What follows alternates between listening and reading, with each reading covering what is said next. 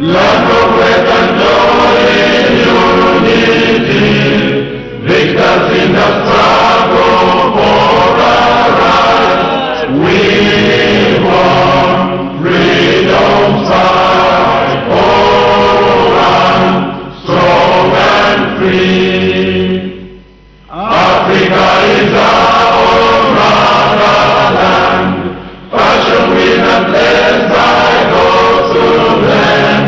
Let us all have people join as one, brothers under the sun, oh one, strong and free. One land and one nation is our cry, dignity and peace in Zambia's sky, like an noble eagle in its flight. Zambia, praise to thee, oh one, strong and free. Praise be to God, praise be, bless our great Zambia, Zambia, Zambia. Remain we stand under the flag of our land. Zambia, praise to thee, oh one, strong and free. Prayer. Almighty God, who in your infinite wisdom and providential goodness has appointed the offices of leaders and parliaments for the welfare of society and the just government of the people, we beseech you to consider with your abundant favor us, your servants, whom you have been pleased to call to the performance of such important responsibilities in this land. Let your blessing descend upon us here in Parliament assembled, and grant that we may, as in your presence, treat and consider all matters that shall come under our deliberation, in so just and faithful a manner as to promote your honor and glory, and to advance the peace, prosperity, and welfare of our country, and of those whose interests you have committed to our charge. Amen.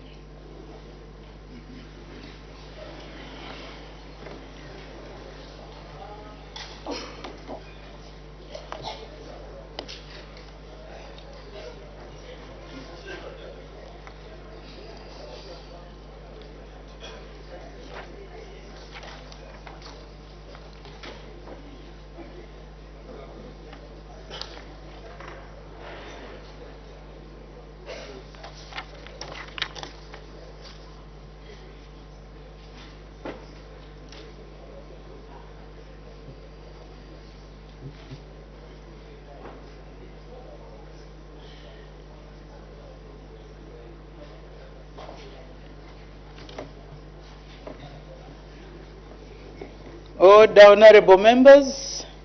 I have two announcements to make. The first one is that, honorable members, I wish to recognize the presence in the public gallery of students and lecturers from the Zambia Center for Accounting Studies, ZECAS University Law Association in Lusaka District. On behalf of the National Assembly of Zambia, I warmly welcome our visitors in our midst. I thank you. You may take your seats.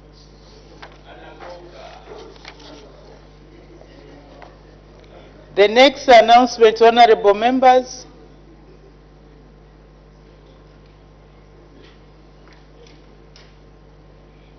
The next announcement, honorable members, I wish to recognize the presence in the public gallery of pupils and teachers from Inspire Leadership School in Lusaka District.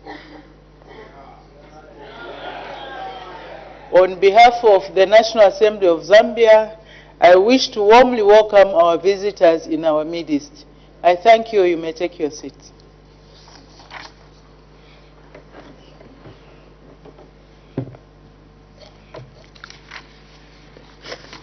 I once thought it was Vice President's question time, but today is just Thursday. I see so many indications, but we can only take 3. We'll start with the Honorable. This is an urgent matter without notice. The Honorable Member for Kamfisa. I thank you, Madam Speaker, for the opportunity to raise an urgent matter without notice.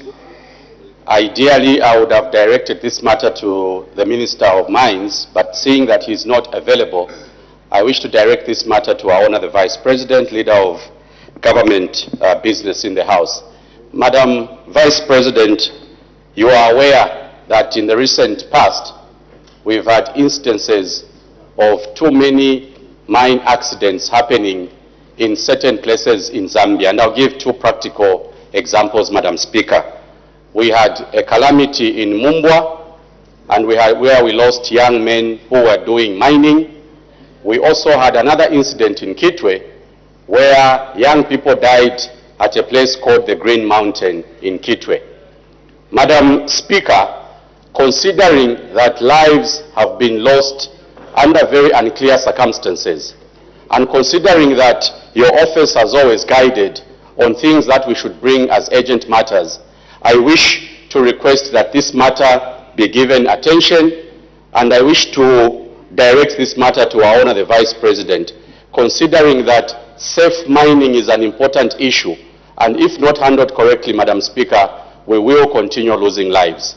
Is our Honor the Vice President, Leader of Government Business in the House, in order, Madam Speaker, not to come to this august House, assure the many young people that are doing mining in Zambia that they will be able to do their mining under very safe conditions that will prevent the loss of further lives. I wish to seek your indulgence, Madam Speaker.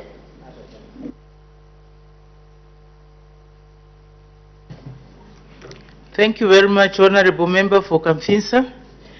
I know that accidents have happened and lives have been lost, but it's not in the recent few days. This has happened, and I think some time has passed. So maybe the Honorable Member for Kamfinsa can put in a question which can be addressed. Of course, loss of life, any form of life is not good. But honorable members, please endeavor to bring these matters at the soonest possible time. I think you have brought it a bit late. These accidents happened some time back. The honorable member for Lunte. Madam Speaker, thank you so much. Madam Speaker, my urgent matter without notice is of a recent occurrence. On the 13th of November 2024, the Electoral Commission announced through a presser, which is circulating everywhere, even on social media, that there's going to be by-elections on the 20th of December. Among those by-elections is the Kawambwa parliamentary seat, where our colleague Honorable Chilangwa, who has appealed his conviction in the courts of law, is Member of Parliament. Madam Speaker, our Honour the Vice President is aware that there is a stay on elections in Kawambwa constituency. But yet ECZ, which falls under our office, has told the nation that there's going to be a by-election in a constituency where there is a stay. Madam Speaker, I remember Kabushi, I remember Kwacha. This lawlessness, Madam, is going to attract conflict in this nation.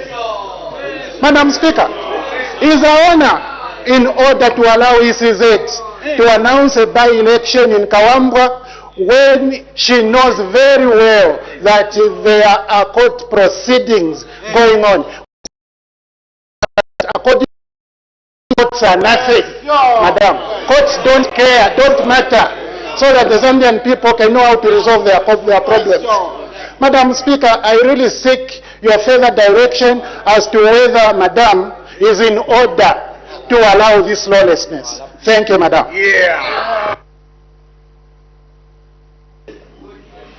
Thank you, Honorable Member for Lunte. Order.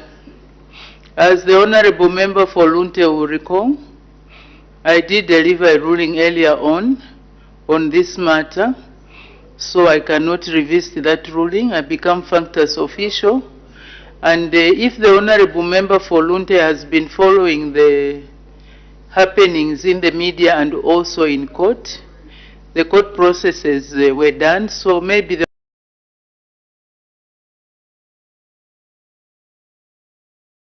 it is in order or not. But for me, I'm functus official. I can, because I had the same matter. Thank you very much. The Honorable Member for Feira.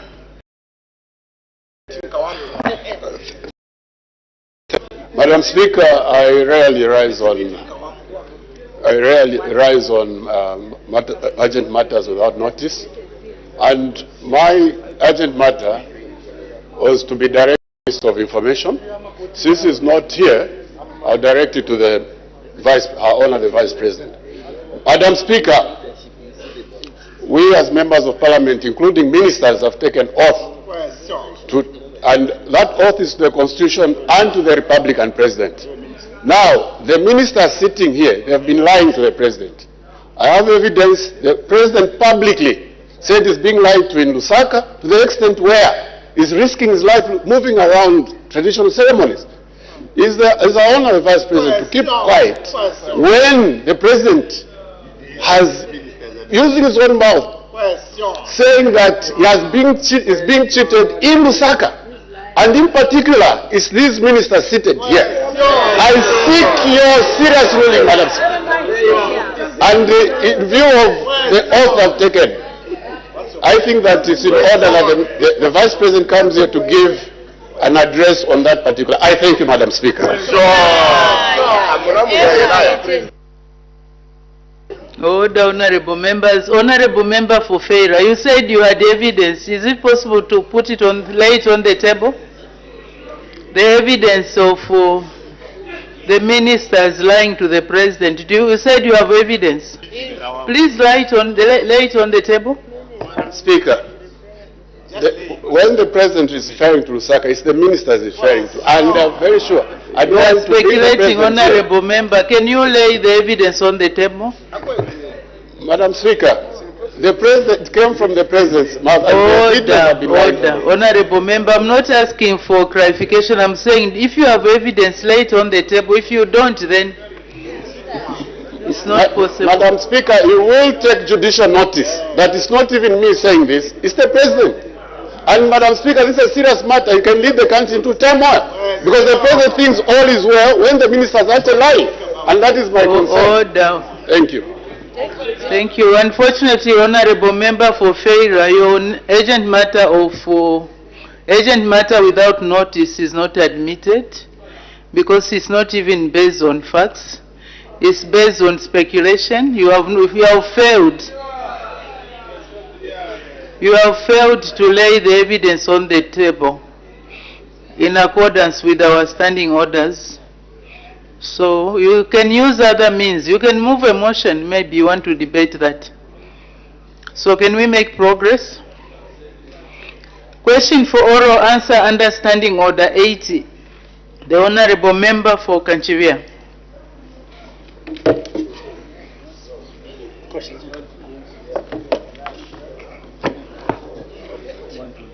Question 120, Madam Speaker. The Honorable Minister of Energy.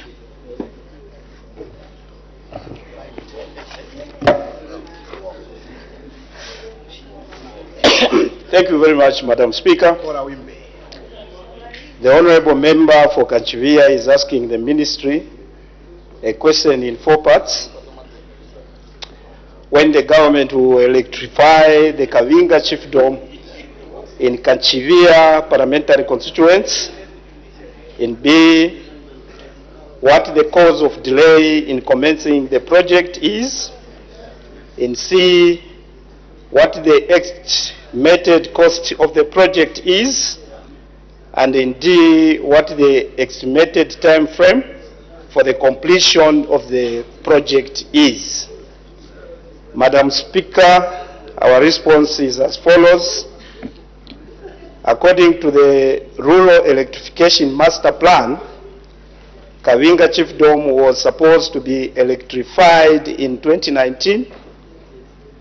However, the Rural Electrification Authority had challenges with finances and therefore floated the site to the private sector to develop in 2022.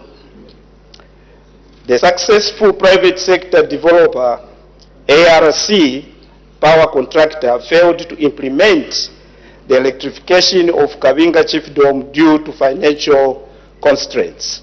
The Rural Electrification Authority recently awarded INGI power contractor to construct the solar mini-grid at their own cost. The developer will commence the works in March 2025.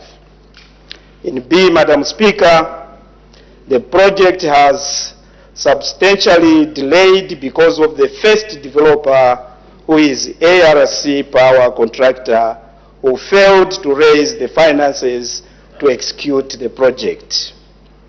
In C, Madam Speaker, the estimated cost of electrifying Kavinga Chiefdom is $270,000 US, translating to 7,209,000 kwacha. 7,290,000 kwacha. The new developer INGI plans to complete the works in September 2025. I thank you, Madam Speaker. Thank you. Supplementary questions. The Honorable Member for Kanchivia. Thank you so much, Madam Speaker. Honorable Minister, thank you for your response. We wish to place on record that in the year 2023, we had assurance that Kavinga Chiefdom would get its share in the year 2024, and we've had interaction with RIA. Maybe the background would be that of the 4 chiefdoms in Kanchivia constituency, Kavinga Chiefdom is the only chiefdom without electricity. It's a vast chiefdom with lots of potential, but without electricity. We would wish to find out, in an event that the private sector so contracted fails to execute on the mandate as has been given to him, what is government's plan for the people of Kavinga Chiefdom? Madam Speaker, thank you. Thank you. The Honorable Minister of Energy. Thank you very much, Madam Speaker, and thank you very much, Honorable Member. Indeed, Kavinga Chiefdom needs to be electrified as per our master plans. And in the event that the private contractor fails to execute this project, this government is committed to make sure that all our citizens have access to electricity. And of course, the government will find other measures to put in place to electrify the people of Kavinga Chiefdom. Thank you, Madam Speaker. Thank you. The Honorable Member for Kamfiso. Madam Speaker, the Minister of Energy has indicated that a private contractor has been engaged to develop a solar system that will provide electricity to the area that the Honorable Member of Parliament has referred to, Kavinga Chiefdom. But I did not get the Minister clearly on the ownership of that solar-powered system. Because if RIA is using public funds, Madam Speaker, to develop a solar system, definitely the cost of electricity to our people in that chiefdom will be very affordable. from the question that has been raised and the answer that has been provided, we are not clear as to the ownership of that solar-powered system, and considering that at the end of the day we want people to have affordable electricity. My follow-up question, therefore, Madam Speaker, who will own the solar-powered system that the private company will develop? I thank you, Madam Speaker. Thank you. The Honorable Minister of Energy. Thank you, Madam Speaker, and thank you, Honorable Member. Indeed, like I have alluded in my first response, Madam Speaker, this is a project that we have engaged the private players, and the Honorable Member may wish to note that as government we have a policy shift where we are now implementing the open access, where we have created a very conducive environment for private players to come on board and start answering to our energy challenges. Now, that mini-grid will be run by the private player. Thank you. Honorable Member for Kanchivia. Thank you, Madam Speaker. Honorable Minister, the RIA hasn't really been very fair with us. And I wish to place this on record that we had 1 million kwacha of our money from the CDF going towards RIA. And they've not used that money, not even for a single feasibility study in Kanchivia. So my question would be, would RIA then refund the people of Kanchivia the 1 million kwacha, and we can use that money to put up our own solar project in Kabinda Chiefdom? I thank you, Honorable Minister. The Honorable Minister of Energy. Thank you, Madam Speaker, and thank you, Honorable Member. Indeed, I'm very much aware that all our constituencies, most of them, there was that directive whereby all of us, we needed to contribute something towards RIA to facilitate the technical works that are supposed to be carried out when we want to connect our areas.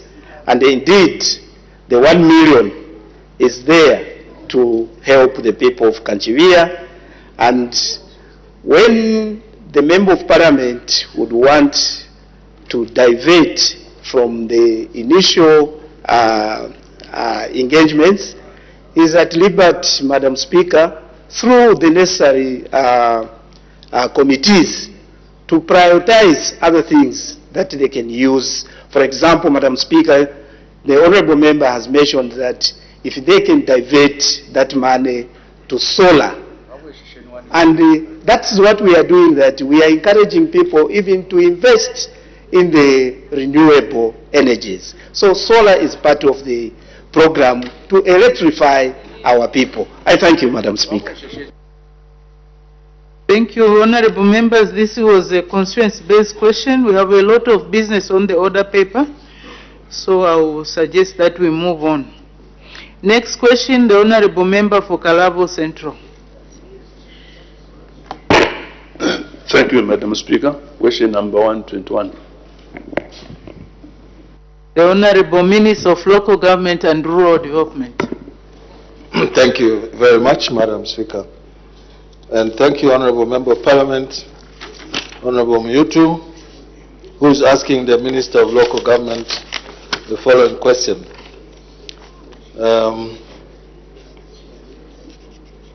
He wishes to know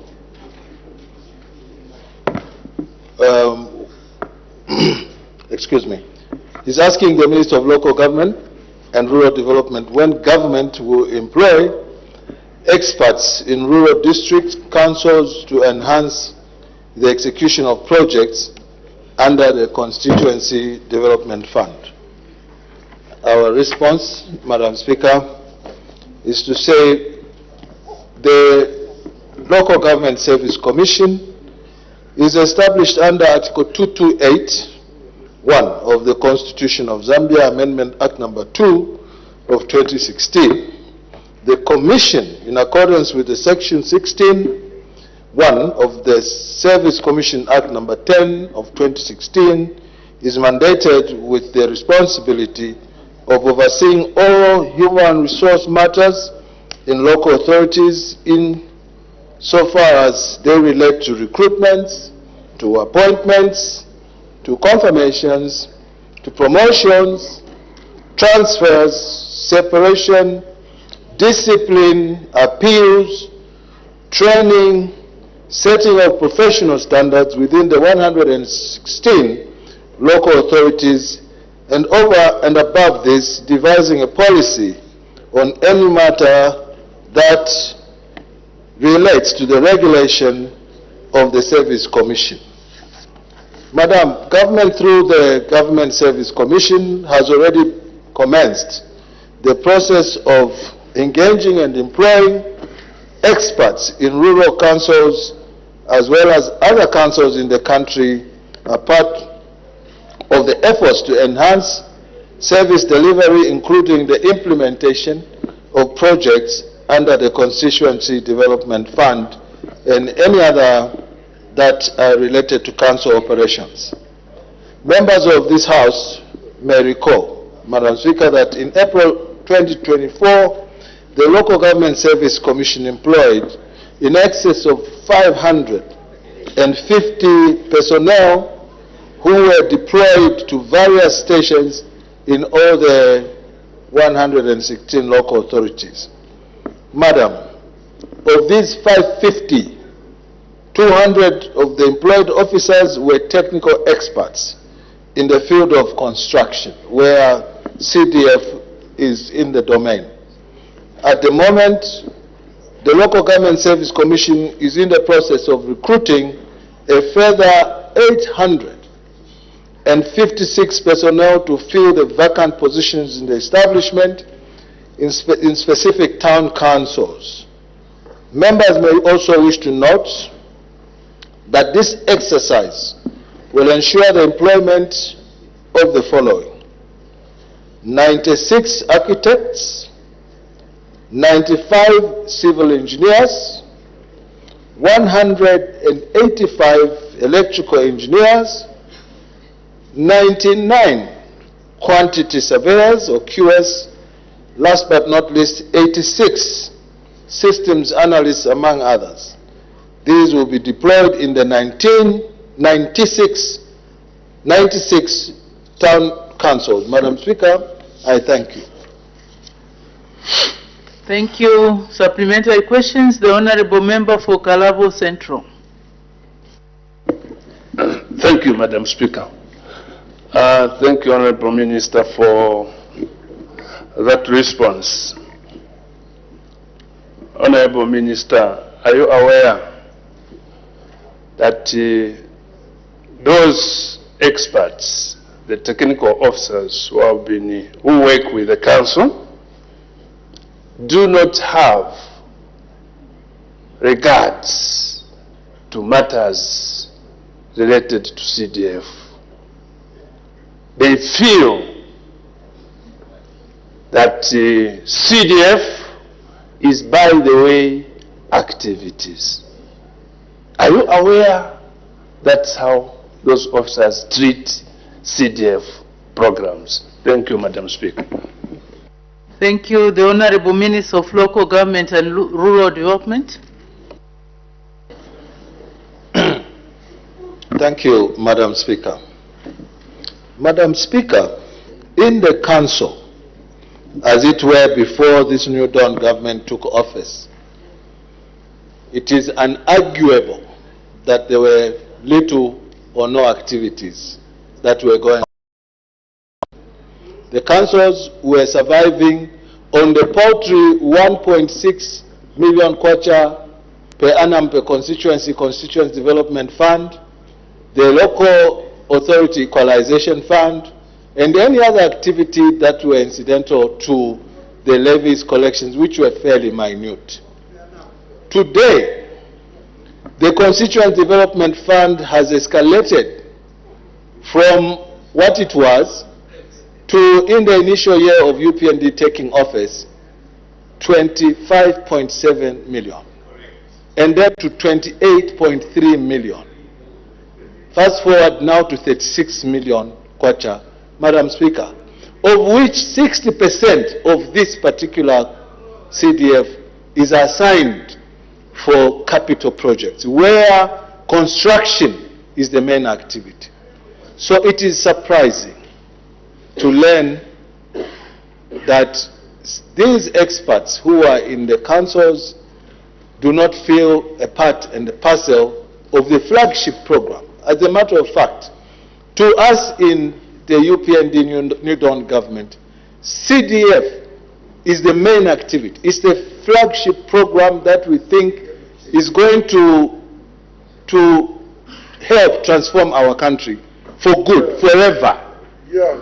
And because of the non-discriminatory nature of how it's being disbursed today, Madam, if we go into the future 10 years and we look back, the indelible mark will be shown that there was once a government that took charge of the transformation of its citizens through this particular CDF. So my encouragement, Honorable MP, I wasn't aware that was the attitude, now I am. So it will be up to me now to scan a little bit more to see whether the attitudes still remain as you described them, that the experts are not regarding the CDF projects in the manner that they should. I thank you, Madam Speaker. Thank you very much. I see that there's a lot of interest in this question. Honorable members, as you ask your questions, please do not debate so that we allow as many members as possible to ask questions because we have limitations in terms of time. The Honorable Member for Kamfinsa. Madam Speaker, the Honorable Minister of Local Government has informed the House that government intends to employ more technical personnel in rural areas and others that need workers to facilitate CDF projects. Honorable Minister, you are aware that there is so much demand for the skills that our people have in these particular councils, such that the private sector tends to attract them away from local authorities, especially those in rural areas. Madam Speaker, my follow-up question: what is government doing to ensure that we retain the staff that we employ, especially these technical people, so that they are not attracted away from the local authorities where they are expected to deliver these particular services? I thank you, Madam Speaker. Thank you. Before the Honorable Minister comes on, there is an indication from the Honorable Member for Mitete for a point of order. What's the point of order? Thank you, Madam Speaker. Okay. Standing order number 71. Just wanted to know whether the minister was in order to say before he took over and the New Dawn government that CDF was at 1.6 million per annum, when he knows that that was not the case. The 1.6 million per annum was not there in Mazabuka. He knows that. That maybe he should have said something else, not the 1.6 million per annum. Was the minister. The evidence is there. The evidence is the minister himself, as a member of parliament for Mazabuka. That's the evidence. Madam Speaker, I seek your serious worry before I lay him on the table. Thank you very much.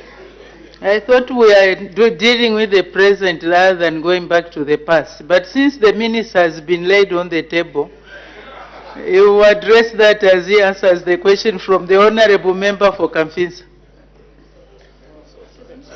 Thank you very much, Madam Speaker. And thank you for the light moment, dear colleague from Itete. Light as the moment was, I'll begin with dealing with the point of order. Yes, indeed, Madam, we are compelled to say things that are factual on the floor of this House. So I've been caught napping, and I declare myself guilty of not having said the truth as it stands. I apologize for that. Just to put the correct perspective is that the 1.6 million kwacha that I referred to, Madam, was on paper. It was actually on paper.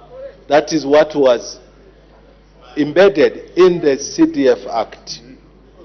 But also, factually speaking, Mazabuka, a constituency that I'm privileged to represent, never got the 1.6 million throughout the period when the other government was there. I do recall that 1 year we got half, and the other year we didn't get at all.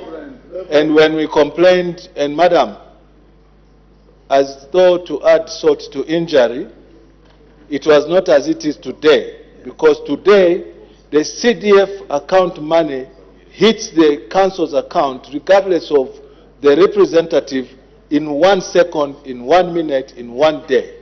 When the ministry releases the money, it hits the account at the same time.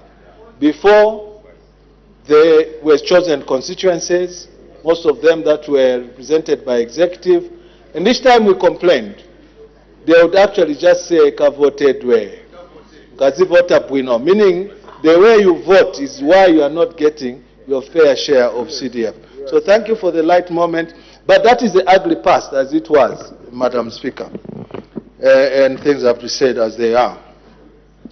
Thank you, Honorable Kangombe, for your question, which is extremely important, about retention of experts. This does not only happen in the ministry that I'm privileged to run, sir. And it's because of the dichotomy, the way, the difference that existed before, that continues to exist, that we intend to diminish, of the living standard between the rural areas and the towns, is the main reason why the retention was difficult, and that people would go get a job in a rural area, say Shangombo or Shinjabela, just to enter the system and then start fighting for a transfer to a better place, or even get a job, to use that as a platform for having gained a little bit of experience. From its nature today and the attitude of government, we would like, as I said, that in the next 10 years, for there to be no attraction whatsoever for people to move away from the rural areas into the urban setting, as has been pronounced at the pinnacle of the leadership of this country, where the President has directed us that he does not want to see a teacher living in any rural area or a nurse living in any rural area, and now it applies to that architect in the rural council, that engineer in the rural council, to use a pit latrine. I'll use that as an example.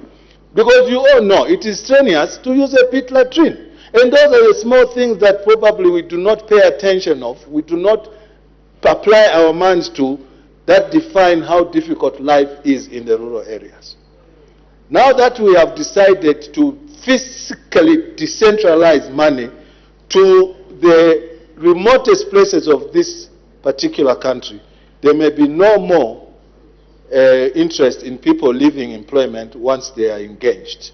And in any case, Honorable, the figures that I'm giving you today now, in the case of teachers, one shot, 30,000 employees. If they want to go into the private sector teaching practice, at 30,000 employed by government, it will be saturated. I also suspect that the rate at which we are employing these experts, even the private sector may not be able to absorb them. The question that I think we should address ourselves to is, are we able to remunerate these experts at the same level as the private sector are remunerating? If we answer that question, and we agree that we must take that approach, I can bet you my bottom kwacha that people will be more attracted to go and live in rural areas, because the fact of the matter is, life in town is much more harder, it's much more expensive than in rural areas. I thank you, Madam Speaker. Thank you very much. Before we proceed, there was an indication from the Honorable Member for Bangweru for a point of order. Thank you, Madam Speaker. I'm raising a point of order on the Minister of Local Government and Rural Development, pursuant to Article 71.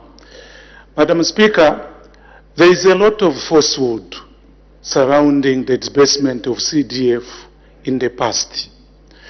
I did personally go to the Minister when I asked the question if there was, it is actually in the answered, when I went to the Minister to seek for information to see if there was any constituency in the past that was discriminated against. It was provided in this House. Maybe, Madam Speaker, using a provision that gives an opportunity to a member to explain himself, maybe that opportunity can be given to me, so that with the information that the Minister provided to me from the time CDF started to see how it has been disbursed, maybe I can be given that opportunity using a PowerPoint, so that I come and deal with this issue for once and for all. Or rather, give a minister an opportunity to come with the report he shared with me from the time the CDF started up to the end, so that this matter is settled once and for all. Is the minister therefore in order to contradict himself and admit to be guilty when what he said initially was the truth, and what he said later on was misrepresentation of the fact? Reports are there, Madam Speaker. Can we deal with this matter once and for all? I submit.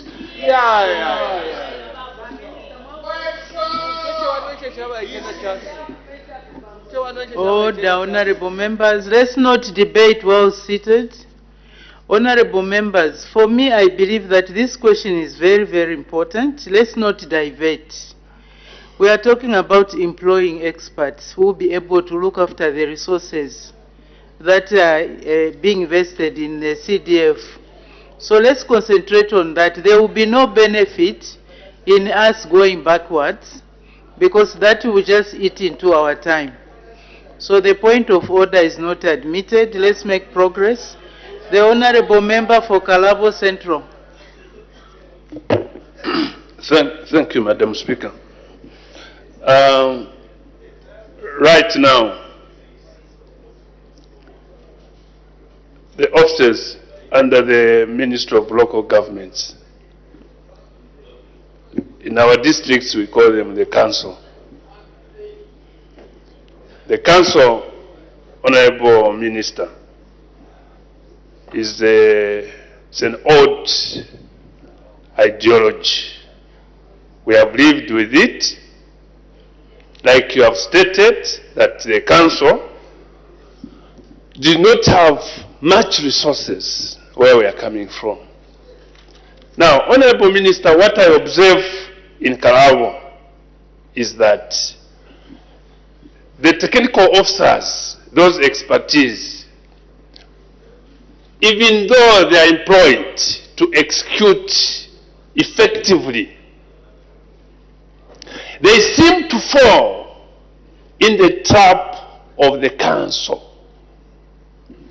Meaning, they are not applying their skills to enable the resources invested in the council to yield fruits, which results into service delivery to the people. I would like to hear your comment. Thank you, Madam Speaker. The Honorable Minister of Local Government and Rural Development. Thank you, Madam Speaker, for the opportunity again. And with a little bit of insight, the current members of Parliament here in this assembly are witness to the fact that the CDF 2021 was disbursed in 2022. Yes, hear me out. Sorry, the CDF 2021, because we went to the votes in 2021. At the time when we were voting in August, no constituency had received CDF. It is this government of Mr. Hakainde Hichilema that excuse me, I know facts hurt, and so let's not live in the remnants of the glorious past, because that is not coming back, that past. The CDF 2021 was received in the year 2022, in January.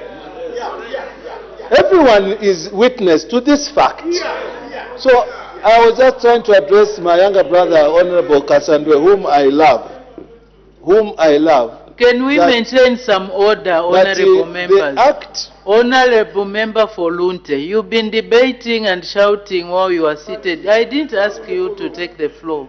I'm just bringing to your attention that your conduct is not acceptable. Please, can you restrain yourself? May the Honorable Minister continue. Yes, and because I am a human being who enjoys the fundamental right of my own conscience, I felt complied to apologize for misleading this House in the first instance. Kalabo question. Thank you again. Let me just hit the nail on the head. You are speaking to the issue of demotivated staff who fail to deliver for one reason or another.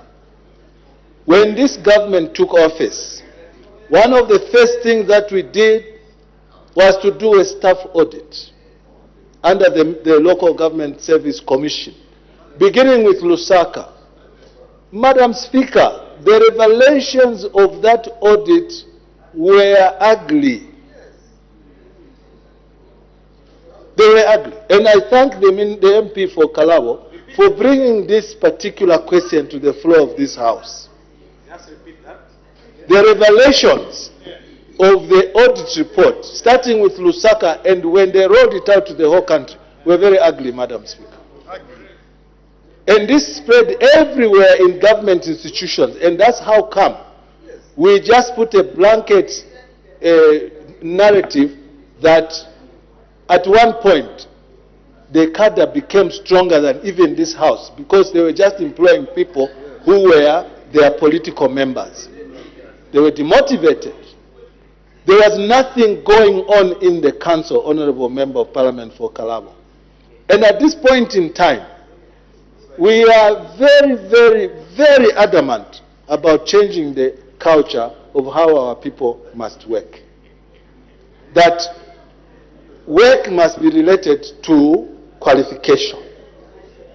This is our state of mind, Madam Speaker, that we unfortunately had to remove those, some, without mentioning names, were from two, but they were supervising university graduates in these councils that I'm running today.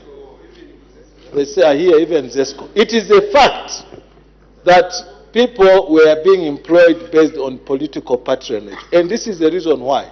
Today the difference is that even this that I have here, of the recruitment in 2024. This is an extract from a newspaper cutting.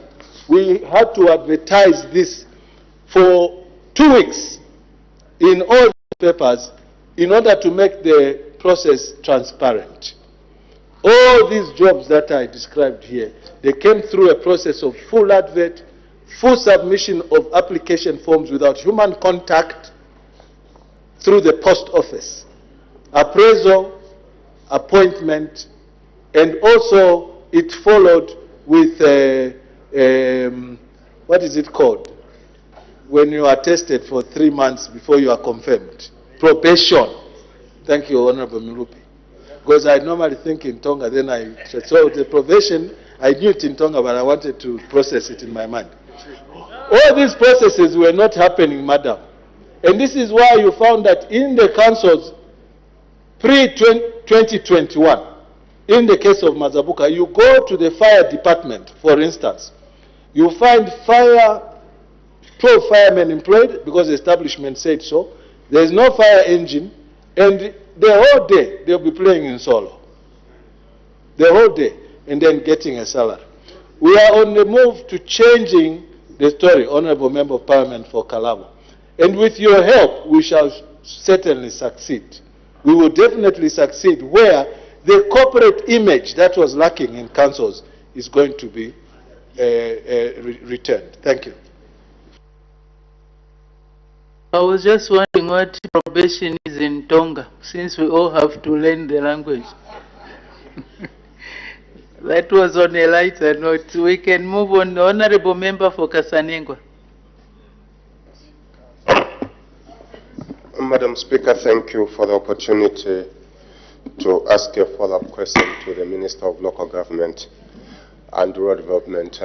Madam Speaker, though I'm a little bit disturbed, I do not know why, Madam Speaker, the people at the council in Kasanengwa misled me that the CDF allocation we're dealing with in 2021 was not actually 2021, but maybe 2020, I don't know. Where out of that we procured a grader.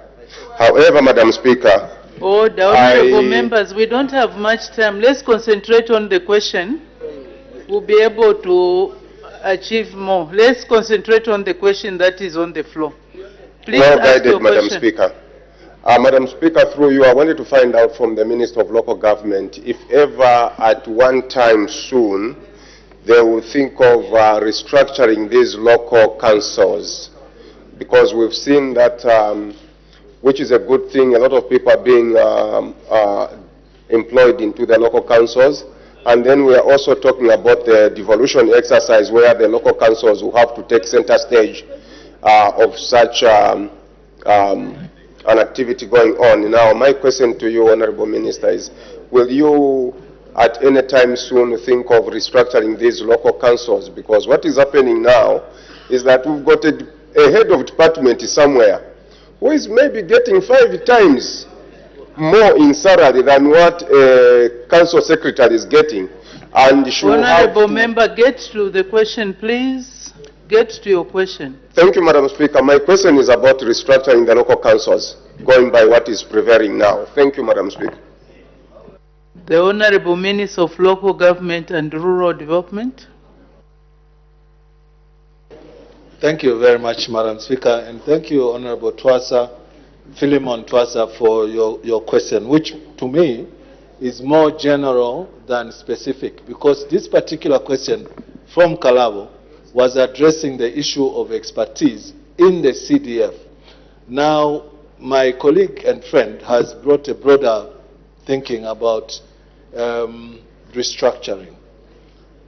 This government, this same government that you see on the right side of the speaker, is the first government since 1964 that walked the actual talk of decentralization. Please understand that. And decentralization, Honorable friend Favyuma from Musakile, means transfer of decision-making processes from the center to the bottom. And coupled with that, we have also exercised the work of the devolution of functions of central government to local authorities. That's not rocket science. That alone, Honorable Philemon Twasa, speaks to restructuring the whole process, where decisions are now being made at local, district and sub-district level. Madam, the constitution that we are operating under now was signed in 2015. There are clauses in that constitution that relate to subsidiary legislation such as the Local Government Act, which act dictated that we form ward development committees. Until those who are asking me questions now left, that particular piece of legislation was decorative. We decided that we are going to invoke the establishment of the ward development committees as the base of the honorable member for Honorable Musonda, Honorable Musonda, Honorable member for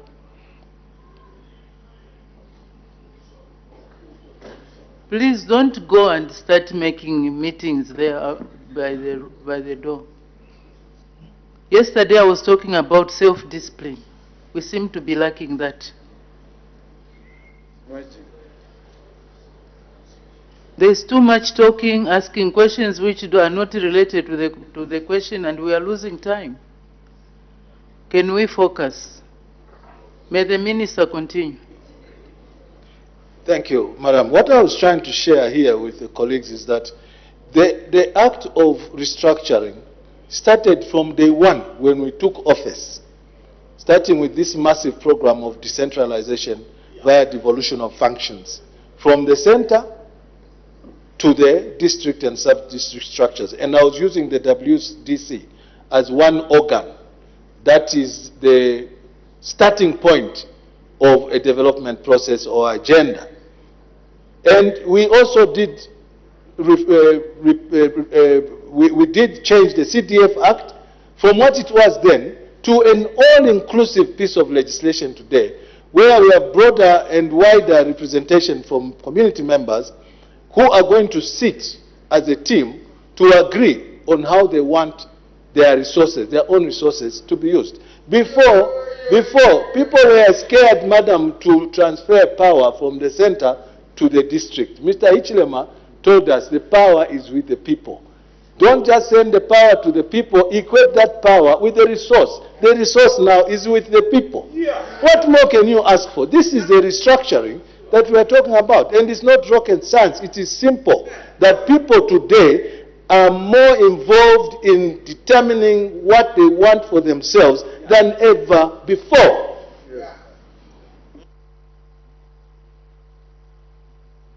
Thank you. The last question will be from the Honorable Member for Mandi. Thank you so very much, Madam Speaker. Honorable Minister, I wanted to find out, in your answers you indicated earlier that CDF was at 1.6, and looking back, I'm much aware that within the 1.6 may be a cost or two projects within the year that were being done by the councils.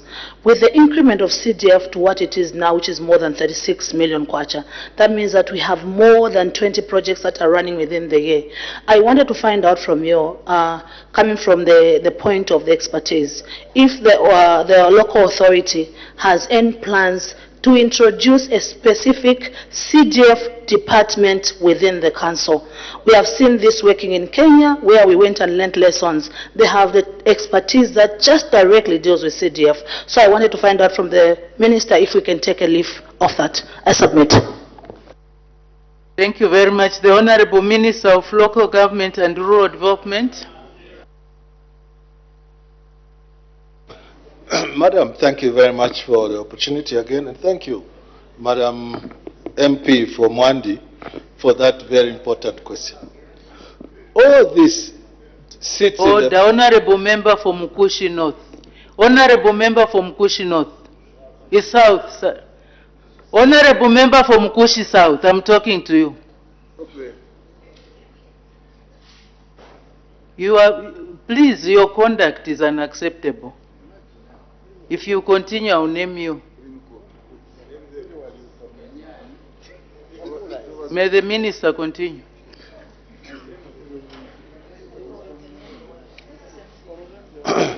Madam, the question was very important, and I was in the middle of saying all these functions of government are ring-fenced in one form of legislation or another.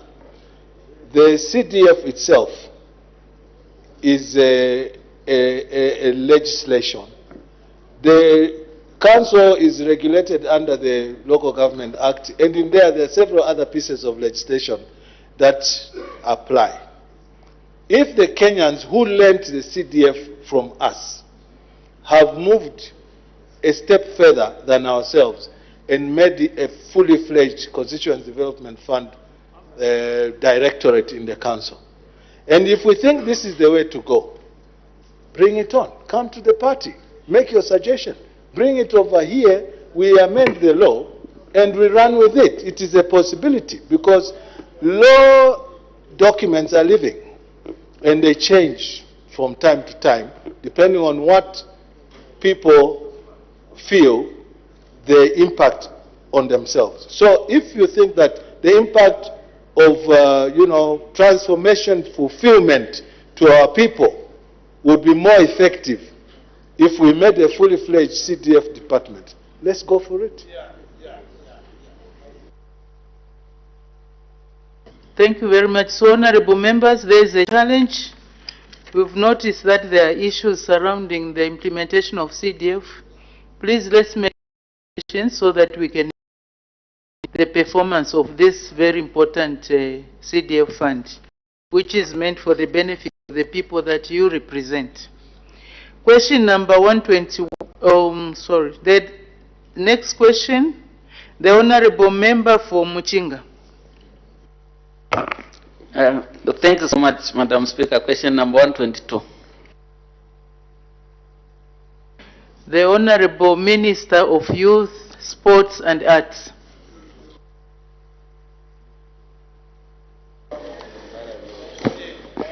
Thank you, Madam Speaker. The Honorable Member for Muchinga, Mr. Emmanuel Banda, is asking the Minister of Youth, Sport and Arts the following questions. A, whether the government has any plans to empower youth who are involved in the following economic sectors in Muchinga parliamentary constituency. In 1, agriculture, 2, transport, and 3, food production. Question B, if so, will be implemented. And in C, if there are no such plans, what could be the reason? Our response, Madam Speaker, in A, the area member of Parliament may also note the Ministry of Youth, Sport and Arts has plans to empower the Zambian youth in all such as agriculture, transport, food production, metal fabrication or construction, among others, in order to spur entrepreneurship and small-scale enterprise development, which has the potential to create self-employment opportunities among the youth, including the youth of Muchinga parliamentary constituency. In B, as I said, yes, we have such plans, and these plans are ongoing and are implemented in a targeted approach, which is province by province, by taking into consideration the comparative advantage of every region. Madam Speaker, this entails that the ministry implements empowerment programs according to the applications. According to the applications from various places. Or youth group requests to be empowered in employment that is verified to be viable, such will be considered for empowerment. And therefore, the youth of Muchinga parliamentary constituency will be empowered when the ministry will be empowering the youth of Central Province or when they apply. Further, the Honourable Member may wish to note implemented in the ministry that focus on the above-mentioned economic sectors, and just to mention some, we have youth in the transport sector, which we call Youth in Transport. This empowerment scheme is aimed at empowering the youth cooperatives and individuals in the public transport sector with ownership of buses, motorbikes, tanker, trucks, thereby creating employment through the transport value chain. We also have the General Empowerment Program. This is where we invite an idea from a young person, And this program is based on a need basis and is dependent on what the youths themselves want to venture into, such as poultry, it could be piggery, saloon, stationery business. So young people are encouraged to undertake any type of business which they are passionate about. We also have another important program, the graduate skills training. This program also aims at providing skills training to the out-of-school youth and the never been to school youth through the youth resource centers. Madam Speaker, skills training is yet another form of youth empowerment and its effect. Honorable Ministers, please, that conduct is not acceptable.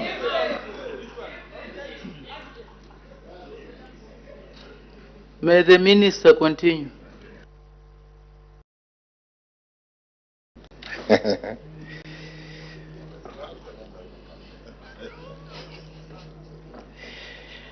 I was saying, Madam Speaker, that skills training is yet another form of youth empowerment, and to this effect, the Ministry is also focused on equipping the youth with right practical skills that will foster small medium enterprises development among the youth.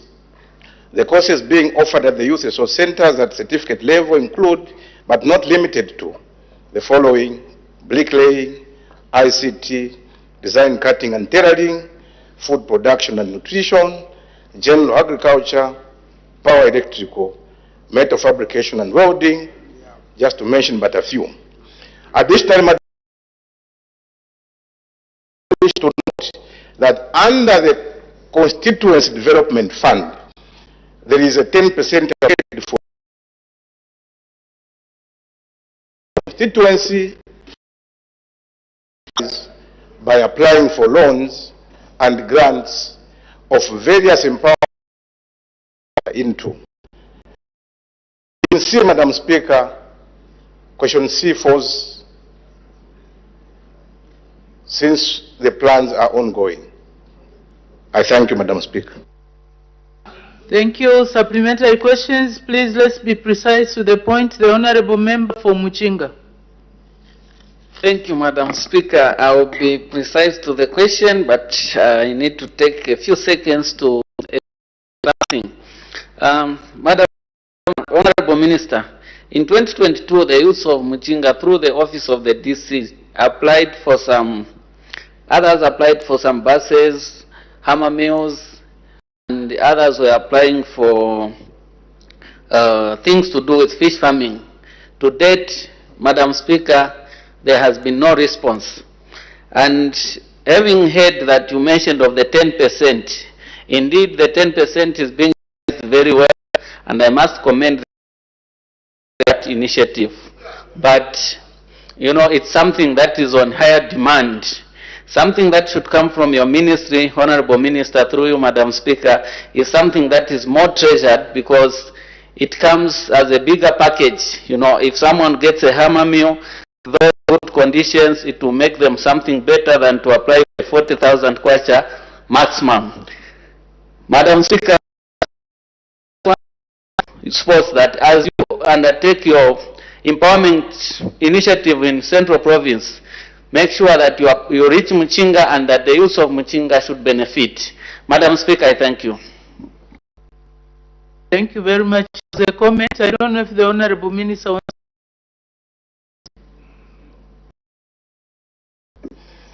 Just, Madam Speaker, to thank the member for that appreciation. Thank you so much.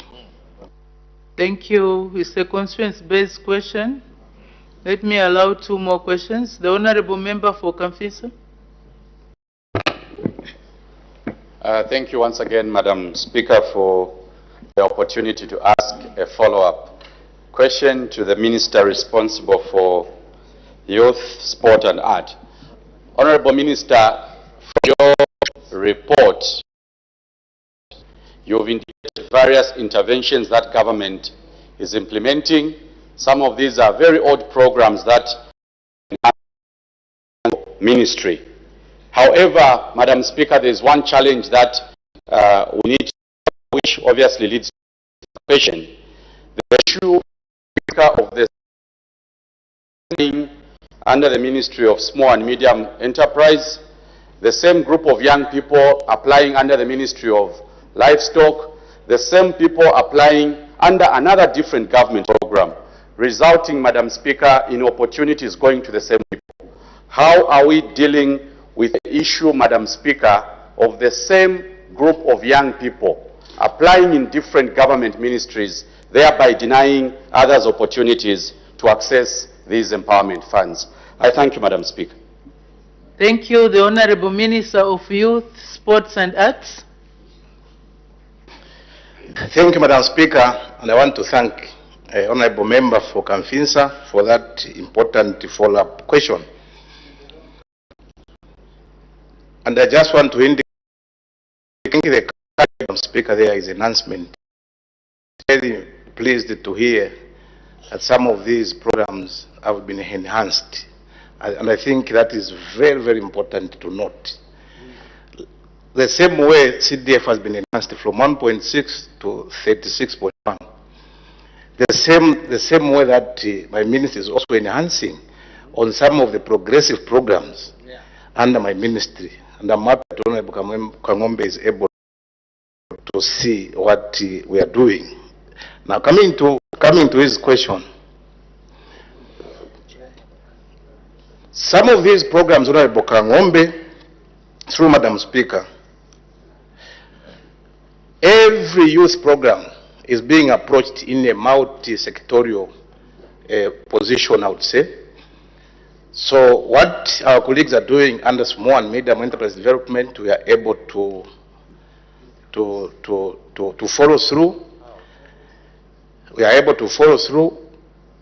And also we are being helped by the district commissioners. These commissioners also have data now for those young people that are benefiting from my ministry, those that are benefiting from small and medium enterprises. So we are not working in silos, Honorable Kangombe. We are able to follow through. And we know that those that we are empowering as a Ministry of Youth and Sport have not been empowered by another ministry. I thank you, Madam Speaker. Thank you very much. The Honorable Member for Mwandi. Thank you so very much, Madam Speaker. I wanted to find out from the Minister of Youth and Sport what the ministry is doing. Like he's indicated, you have to follow up on application. Is there a way, when you're talking about the Ministry of Youth and Sport, this is where technology really should be and start. Is there a way that we can do these applications online and be able to track them? Because sometimes you do the application and they're difficult to follow through. Is there a way that we can have those tracked, sent online and tracked online? The Honorable Minister of Youth, Sports and Arts. Thank you, Madam Speaker, and thank you, Honorable Member, for that important question. Indeed, the Minister of Youth has got very energetic young people with innovative ideas, and I'm very much happy that you can now, this time around, in New Dawn, you can apply online. Thank you, Madam Speaker. Thank you very much. There is only one other question. Honorable Member wants to ask a question. Honorable Member for Nyimba, please be precise to the point. Thank you, Madam Speaker, for the opportunity. Minister, you agree with me that the youths in Mchenga have been applying. First, let me thank the government for the lot of youth initiatives which are there to empower the youth. And the youths in Mchenga have been applying for the self-empowerment from your ministry. And your ministry is mandated to empower the youths in Mchenga province, just like you are mandated to assist the youth in Nyemba constituency. My question, Madam Speaker, to the Minister, is there a reason why that a good number of empowerments of youths coming from your ministry and Ministry of Small Scale and the Ministry of where Honorable Mbanga is a minister, is just concentrated in urban areas, particularly Lusaka, than areas like Mchinga or Nyimba, where we cannot point even at one project. Is there a reason why? Thank you, Madam Speaker. The Honorable Minister of Youth, Sports and Arts. Thank you, Madam Speaker, and thank you, Honorable Member for Nyimba. For that, equally another important question. Madam Speaker, if there is a minister that you are able to trace in the rural parts of this country, the Minister of Youth and Sport.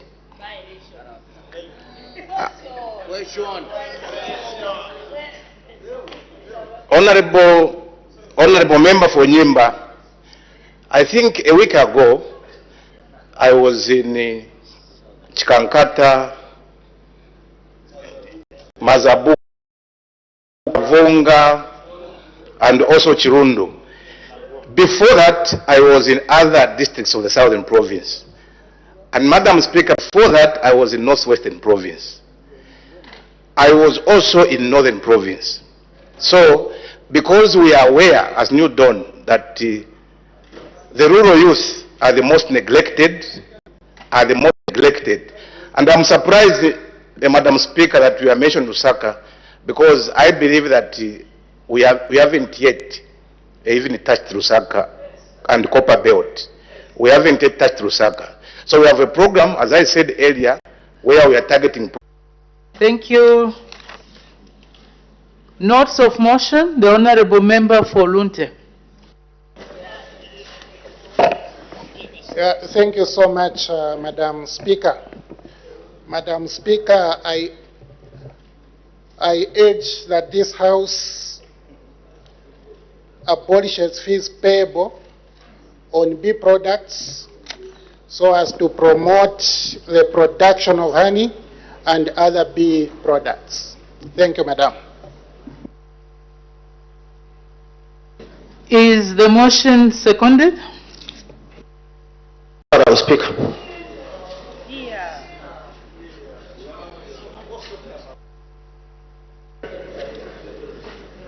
Order. Seconded by the Honorable Member for Chilubi. The question is that this House urges the government to abolish fees payable on bee products so that as to promote the production of honey and other bee products. Any debate? The Honorable Member for Lunte. Madam Speaker, thank you very much. Madam Speaker, this motion is in the interest of our country.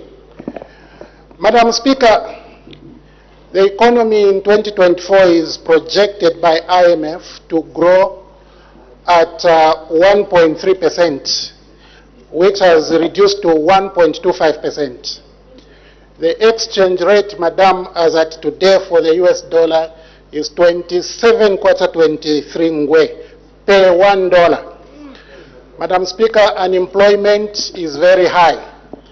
Responsible citizens, responsible leaders must bring conversations which are going to better this economy. And I identified this particular sector of beekeeping as a sector that can contribute immensely to our economy. Madam Speaker, beekeeping is also known as the apiculture. Products that come out of beekeeping include honey, beeswax, royal jelly, and propolis. Madam, these products support the food industry. As we know, honey can be good food. They do support cosmetics industry and pharmaceuticals. All these products, Madam Speaker, have commercial value and can significantly contribute to the economy, to employment, as well as forex generation or earning of forex by our country, so as to reduce that rate I quoted at 27.23 kwacha per $1. Madam, this industry has suffered fees other than taxes and statutory obligations.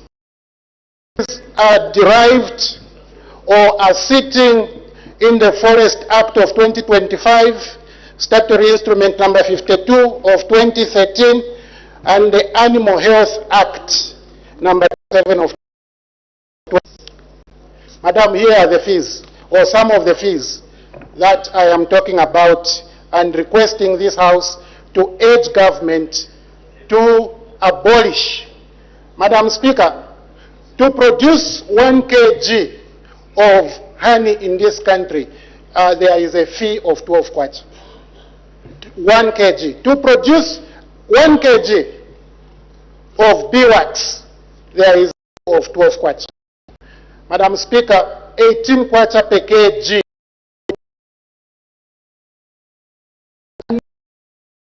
You have, assuming the producer or the seller wants to export in order for this country to earn forex, conveyance fees now of honey, it is 20 kwacha per kg. Remember, this is a kg upon which 12 kwacha was paid at production. Remember, madam, this is a kg that has been transported from to a processing plant in being transported to South Africa for export for this country to feed. 18 kwacha at production, 20 kwacha at export. To export 1 kg, madam, of beeswax, you are going to be paying 18 kwacha. Now, look at these fees and how they impact this business. Other than that, the businessmen are going to pay corporation tax, income tax. They will pay pay-as-you-earn for their workers. They are not exempt from production costs, other production costs, and other administrative costs. Therefore, I consider that government is unfair to impose these fees outside of statutory obligations on the traders within this sector, and government may consider to abolish these fees. The same way, madam, we have abolished a lot of gains that we could have been enjoying from the mining sector. This particular industry should be supported. Madam Speaker, if government considered to abolish these fees, the country can gain from this industry. This industry can grow. When the industry grows, it is the growth of the economy. Remember, 2024 projection, which UPND projected to grow at 4.8, will grow at 1.25%. This industry can make a contribution. Madam Speaker, remember how many young men and women are roaming the street looking for employment and business opportunities. This industry, if supported by this House, can be able to create not only opportunities for our young people, and these young people can be able to benefit from this. Madam Speaker, if this industry is supported,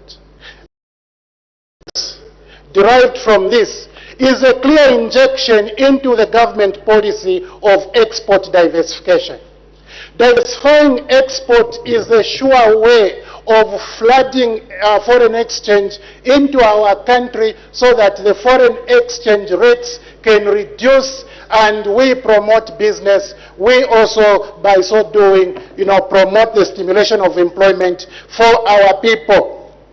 Madam Speaker, particularly for my colleagues who have constituencies in Northwestern Province, in Northern Province, Luapula Province, where there are still forests, including Central Province.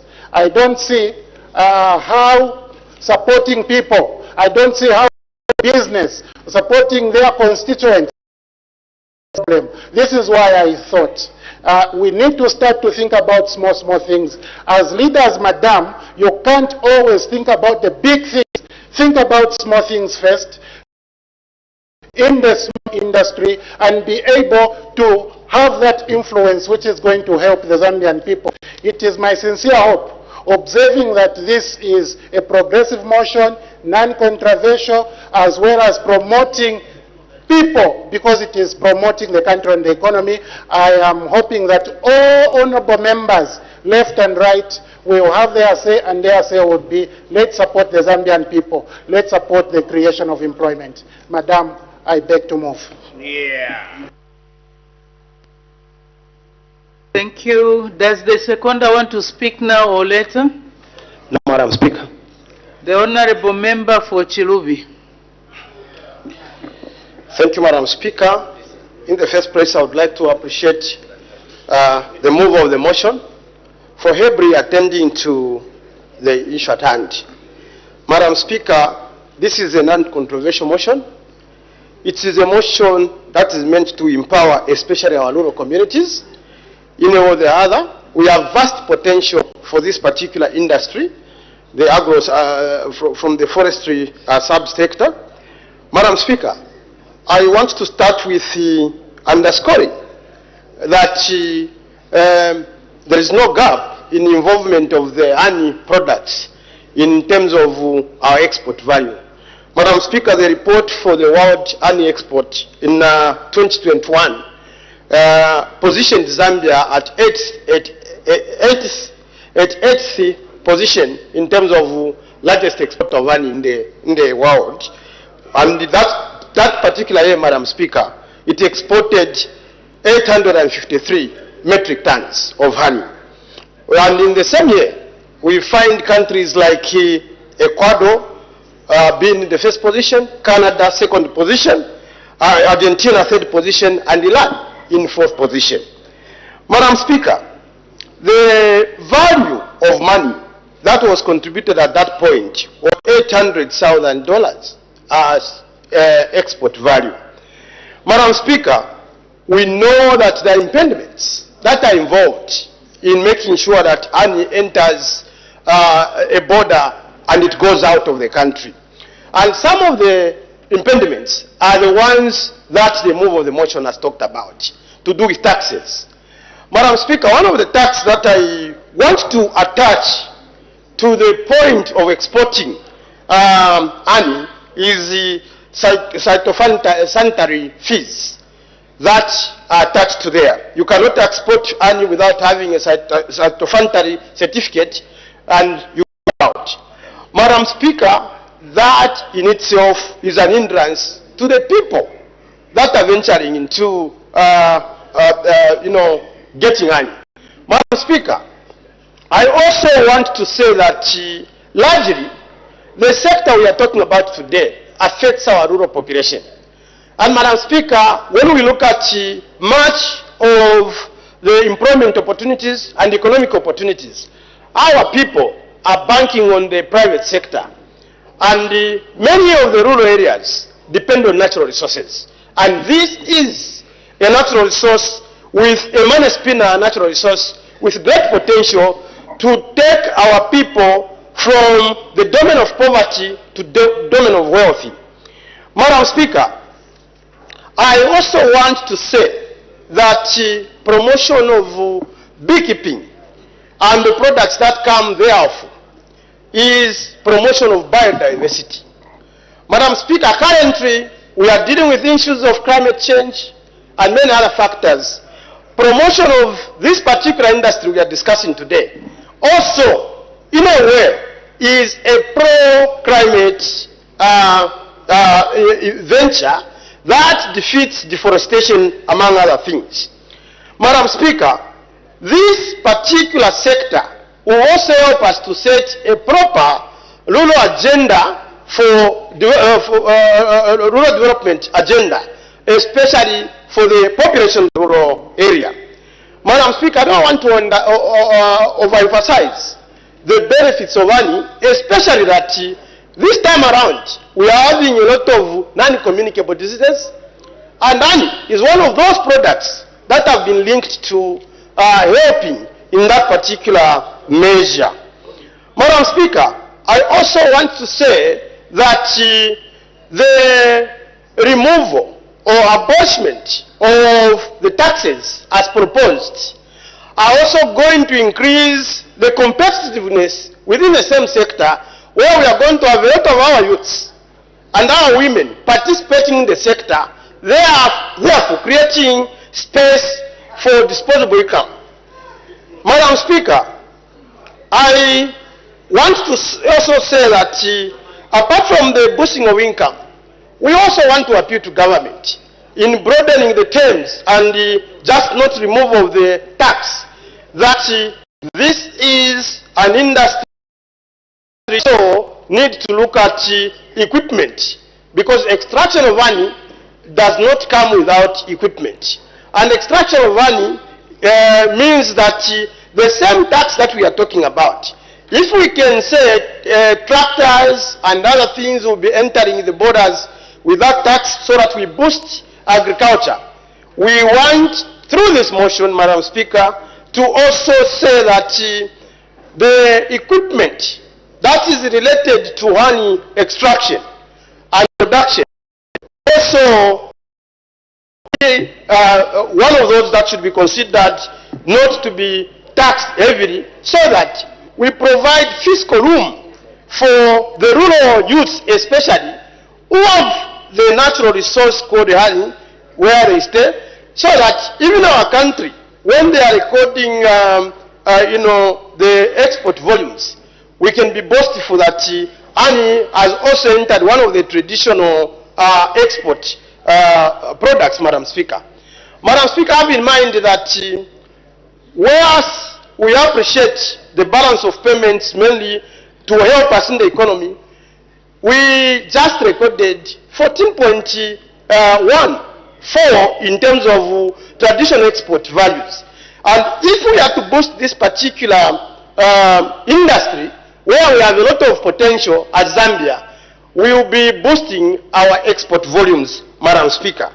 Madam Speaker, the people of Chilubi would also like to suggest that the means which we need to use to arrive at, especially boosting this, so that we may get and harvest the highest benefit, is for government to engage in outgrower scheme wherever we have these forests, and we will see very soon that we open up opportunities for young people. If we organize outgrower scheme, maybe the government would say that if we lost these taxes that we are we are imposing on any products currently, we will be having a gap in terms of fiscal gap. But the government can take up a scenario where they champion outgrower schemes, and this being given under the Ministry of Honorable Nkandu there, and coordinated, so that once these products are controlled by government using outgrower schemes, the export and even searching for market, government can control under that particular ministry. That will give us viable commercial value as a country, and also economic impetus to compete with others favorably. Madam Speaker, with these few words, the people of Chilubi would like to support the motion. Thank you very much. Any further debate? The Honorable Member for Chitambo. Madam Speaker, I'm grateful, and may I take this opportunity also to thank the mover of the motion for bringing a motion which is non-political, and a motion which, in my view, I think is not controversial. Madam Speaker, allow me also to thank the seconder of the motion for having taken a lot of time to research about this motion. I know it's a very difficult motion to debate, but it is a straightforward and... Madam Speaker, we are talking about issue to do with nutrition in this country. And if you look at the nutrition value chain, you are going to discover that honey is one of the components that is recommended in the nutrition. And if we enhanced and we made honey to be cheap, a lot of honey, meaning that we are promoting healthy nation. Speaker, is also some kind of an activity that governments have pushed in a lot of money in terms of empowering the youth in rural areas. And it's one of the products that, in my view, if we made the production levels of honey to be lowered, it can enhance job creation for the youth and give them activities to concentrate on, because they would have known to saying, if we put in our efforts in this, market will be found. Because, Madam Speaker, right now as I speak, to just go and buy a bottle of honey, you don't spend less than 40 kwacha, it's above 40, meaning that there's a lot of additional fees on it. So if we reduce it and it is brought lower, I'm sure a lot of people might even stop eating sugar and they would go for honey, which I know its nutritional values are quite high. Madam Speaker, we are talking about climate change. And one of the things that the Minister of Agriculture is trying to work on and look at is how we shall find what we are calling climate resilient agriculture. And honey can be one of those that we might switch on and make the necessary revenues that we need to thrive during this climate change. Madam Speaker, you don't need rain, you don't need water to water the bees where they collect. All you need is just to keep them together, give them the vast areas that they need for them to produce, and honey will be there. And Madam Speaker, not only speaking about honey that is just kept by those that have been given money, but there's also honey that goes underground. All what we need is to encourage our people to tap into honey and tell them that this honey, when you have it, government now has given you waivers in this and that, so that they can concentrate on it and make profits as they harvest honey. Madam Speaker, if you look at countries that are well developed, they've prioritized honey because they know the value that is there and they respect so much bees. And they've been preaching to say, how are we going to enhance and manage our bees? Where I come from in Chitambo, Madam Speaker, I've got Kasanka National Park and the Bangweru wetlands. It is one of the things that African Parks is trying to help the people of Chitambo to ensure that they concentrate on keeping bees to produce honey. So, Madam Speaker, this motion is at my heart because I know that if the executive agrees and accepts to lower or to reduce or to just remove some of the fees, we would have achieved something for the residents of Chitambo and for Zambia as a country. Madam Speaker, I won't say much. That is what I have now. Thank you. Thank you very much. The Honorable Minister, you want to debate or you want to raise a point of order? Okay, later then. You will debate later. The Honorable Member for Mongu Central. Thank you very much, Madam Speaker, to give the chance to the people of Mongu Central to oppose this motion that is on the floor. It is indeed a non-controversial motion, and it is just that it has been brought in dead. There is there's a reason why the people of Zambia are in love with the new Dawn government. It's the clarity of thought on economic policies. That's why even the motion of supply that is in this house is funded 82% of it from domestic revenue. And there's no way we can continue growing the local economy if we don't support the small industries like the honey companies that are in this country.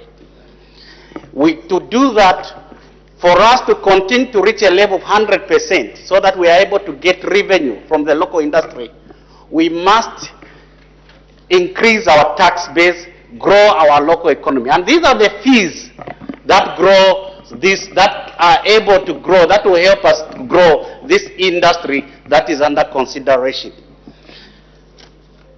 Forest Fruit and Northwest Bee Company, these are not small companies, and they export a total of about 1,000 tons every year, generating about $1 million each year. And many more other small companies are doing that. So that's why we need these fees, because they're able to generate these fees. These fees are important because they promote the sustainable beekeeping practices. These fees are important because they enhance the industry standards and accountability so that these companies are able to compete. These fees are important because they support research and development. You can't compete with low quality standards. You need to make sure that your products are able to compete with other companies in the SADC region. It's not only Zambia that is investing, that has these honey companies.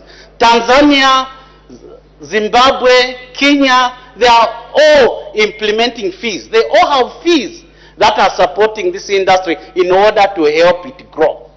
So it's very, very important that we maintain these fees because they generate revenue for agricultural programs. They align with international best practices. There's no country, at least as far as I know, in this region that does not implement the fees that are there. So it's very, very important that even as we debate, even as we bring motion in this House, we have clarity of economic policy. Where do we want our country to go? On the other hand, we are saying, let's not borrow, avoid debt. On the other hand, you are saying, no, let's not grow our economy. Let's not grow our small companies. I mean, what contradicts? That's a total contradiction. That's why it's important that we have clarity of thought as Zambians on our economic policies. That's why the Zambian people are so much in love with the UPND new government, because they can see where we are coming from. The IMF report, they have just approved the staff level agreement, and they are agreeing with our competent government, our methodical government, our government, that this economy will grow at 6.6%.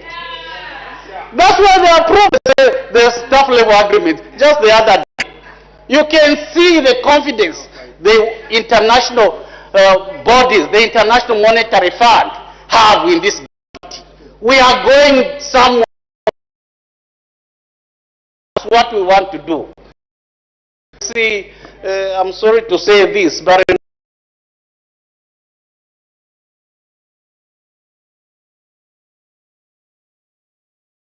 on simple matters, there's completely no agenda. How can government people is the best of the people to cover economic policies? So, Madam Speaker, I think the point is clear.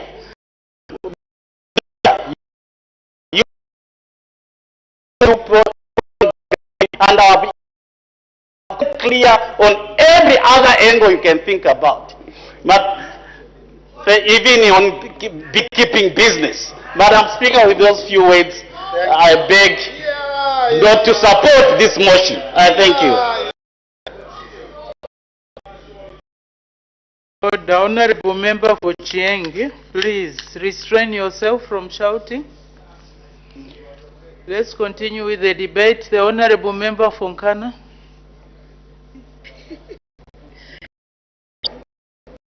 Speaker, I want to thank you for this opportunity. All the honorable members who are debating while seated. He's always drunk, Madam Speaker. Please, can we restrain ourselves? Let's concentrate on the motion, otherwise I'll close. If it's nothing value to what we are Speaker, Honourable Member for the Member of Parliament for Lunte is asking government to abolish fees that are payable on products that are derived from beekeeping, which otherwise is referred to apiculture. Madam Speaker, the question we may be asking, is it a very difficult exercise to do to abolish fees? The fees we speak about now are not contained in the Constitution that will require a 2/3 majority. These are sitting in acts of sitting in statutory instrument that otherwise would be very easy. The MP who has moved the motion has clearly outlined, number one, the pieces of registration that have given birth to these fees we are discussing today are contained, number one, in the Forest Act of 2015, also in the statutory instrument number 52 of 2013, and also the Animal Health Act of number 27 of 2020. It is also important to understand what are these fees that this MP is talking about. You wish to understand, Madam Speaker, here we are discussing the issue of the egg and the chicken. I heard my colleague from Mongu talking about having fees to spur the growth in the sector. The egg and the chicken, Madam Speaker. The question today would be, would it be better to impose fees and remove these fees and allow the growth of this sector, and in the end, you then tax these farmers as they export these? That is the question we must maturely have right now. Madam Speaker, I wish to know, government is charging 12 kwacha per kg on production of honey. Government is charging 12 kwacha per kg on production of beehive. Government is charging 18 kwacha on the production of propolis. Furthermore, Madam Speaker, government is charging a 20 kwacha conveyance on beewax. Government is also charging 18 kwacha conveyance on the export of bees. This, Madam Speaker, is too much. What we should be discussing, how do we grow this sector? We can grow this sector by encouraging these farmers, by way of waving away these, unfortunately, high fees that are charged on this sector. Perhaps the other question we should mention, what are the benefits that we derive in waiving these? Because we must look at the egg and the chicken here. If you take away these fees, what are the benefits? Madam Speaker, today we are dealing with a monster called climate change. Do you know why climate change has come today? Part of the reason why we are faced with this monster called climate change is because our people are indiscriminately cutting trees. Beekeeping is an avenue that encourages conservation of our forest. Because you can't keep bees without trees. So, other than just promoting this business called beekeeping, you would have otherwise also addressing a critical intervention called climate change intervention. Madam Speaker, I traveled to Turkey. I just returned yesterday. This is a conversation we were having. This is a conversation we are having. What is it that we as a country are doing in replenishing the environment that otherwise is dying?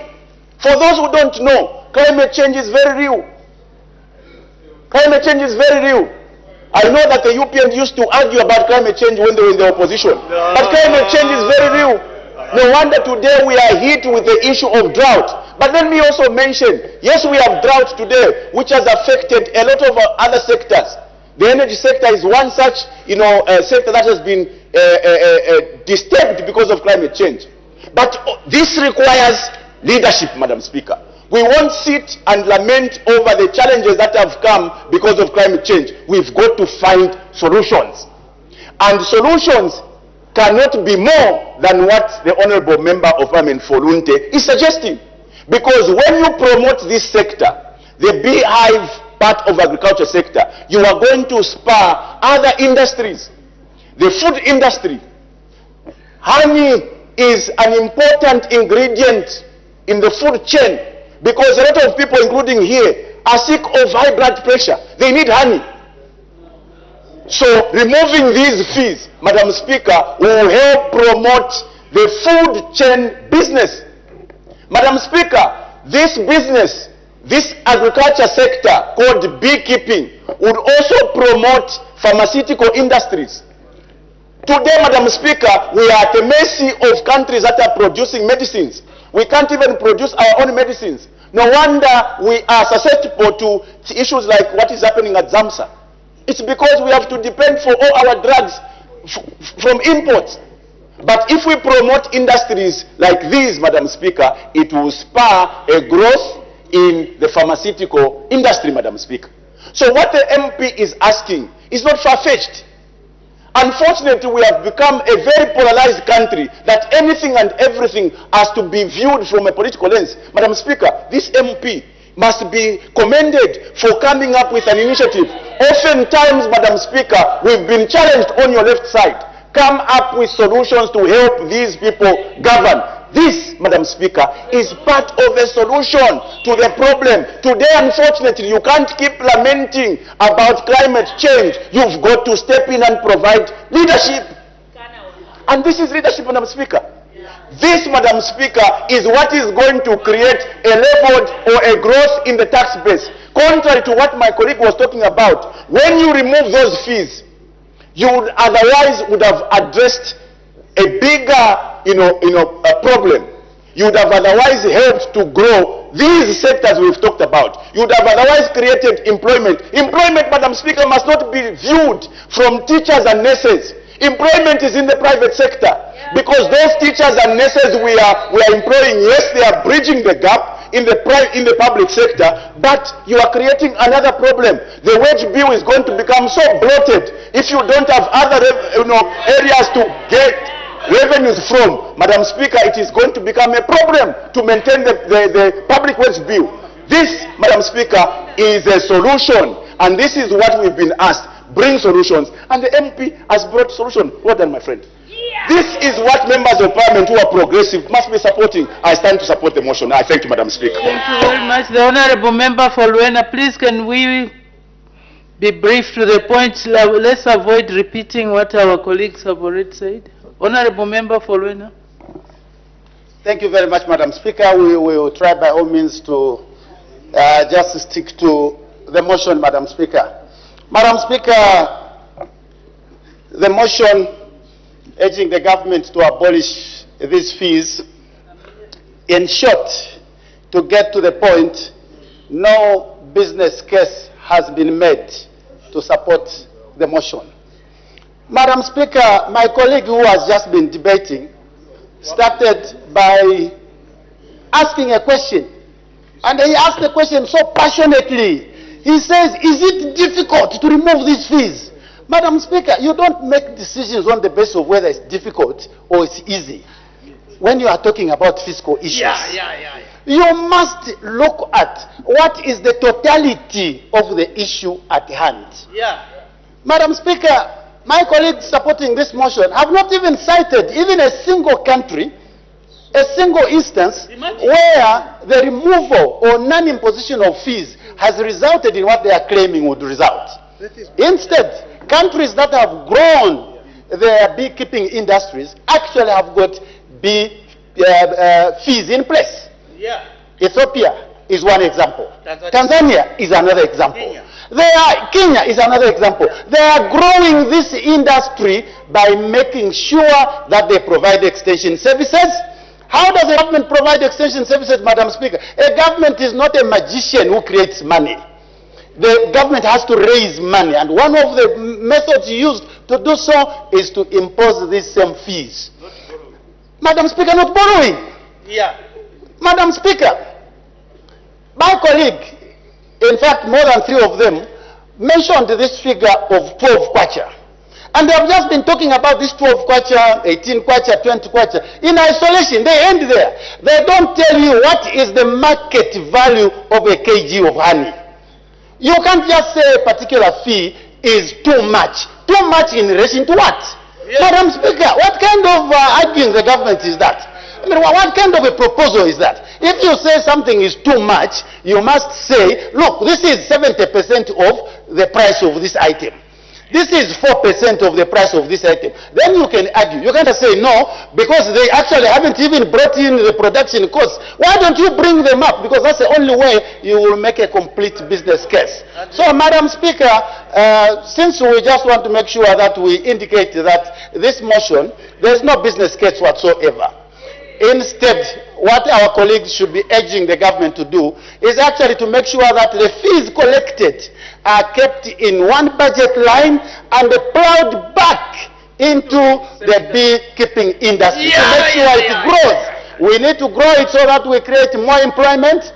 We need to grow it so that we can empower some of the vulnerable groups. We need to grow it so that we can export more and earn foreign exchange, Madam Speaker. And anything to the contrary will result in none of what they are wishing for being achieved. Madam Speaker, with these few words, the people of Luena would like to say we do not support this motion, Madam Speaker. Thank you. Thank you, the Honorable Minister of Home Affairs and Internal Security. Thank you, Madam Speaker, for according me this opportunity to debate the motion that has been moved by the Honourable Member of Parliament for Lunte. I have noted that he has debated very passionately, trying to woo support for this motion. Madam Speaker, I have read the motion, and it reads, abolish fees payable on products, I repeat, on products derived from beekeeping. That is the motion on the floor of the House. Madam Speaker, I've looked at the term product of honey, and I would like to bring to the attention some of the products of honey. Beekeeping, honey, beeswax, royal jelly, bee venom, propolis, pollen, and medicine. Madam Speaker, is he suggesting to this House that all these products of honey should be exempt from tax and fees? Is that the suggestion of my colleague? If that is the suggestion, the answer is no. We would have supported the motion, Madam Speaker, if it was intended to protect the honey industry, the production of honey. And that is the argument they are making. The argument is different from the motion. The motion is talking about products of honey, not the honey industry. You are talking about the product. If you were talking about beekeeping, so that we encourage our people, as we are trying to do in Mufumbwe, in Ikavompo, in Lunte, encouraging our farmers, would have supported you. But you are trying to protect products. Even Rutuku. Yes, you can make Rutuku out of honey. So what are you trying to tell us? The motion is vague, Madam Speaker, and flawed. If there was a way of amending it to ensure that we are protecting honey production and beekeeping, would have supported it. But not the products from beekeeping. That's what he's saying. I'm not suggesting anything. I'm reading his motion. So, Madam Speaker, with those few words, we don't support it. Yes, the motion is flawed, it's vague. Thank you very much. The Honorable Minister of Commerce and Industry will respond. Thank you, Madam Speaker. Madam Speaker, I thank the honorable member that raised the motion, and I appreciate even the seconded to the motion and other debaters that have debated with passion to see how we can support and grow this sector. But the Minister of Home Affairs and Internal Security went ahead of me, Madam Speaker, with his elaborate response in bringing to the House the uncertainty of the request by the proposer and seconder of the motion. Because if we went in as cabinet or the executive to respond in affirmative with their concern, we would be putting a lot, Madam Speaker, beyond beekeeping or beyond honey and wax. To a point, Madam Speaker, there will be serious loss of revenue that government needs even to plow back into the communities to grow social, economic involvement of our people. But Madam Speaker, allow me to announce and report to you and the honorable members of Parliament that have debated that the good motion that has been brought before here and responded and debated heavily has been in consultation already or in debate already by the Ministry of Commerce, the Ministry of Small and Medium Enterprises and Green Economy, to see how we realize the President's vision of growing the small and medium enterprises in their various sectors of economic development, not forgetting the beekeepers, honey producers, and wax providers in this country.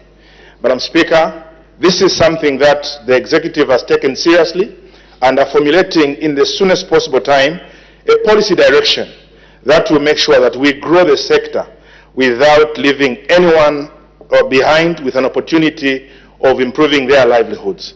So, Madam Speaker, as we will be getting back to this House to respond resoundingly to the mover of the motion and also the proposer of the motion, government is looking at all these things to make sure that we grow this sector in a way that it also provides a revenue return to grow the same sector and other social amenities. Madam Speaker, for this cause, for now we say no to this motion as we work to grow it in a more structured manner. Madam Speaker, I submit.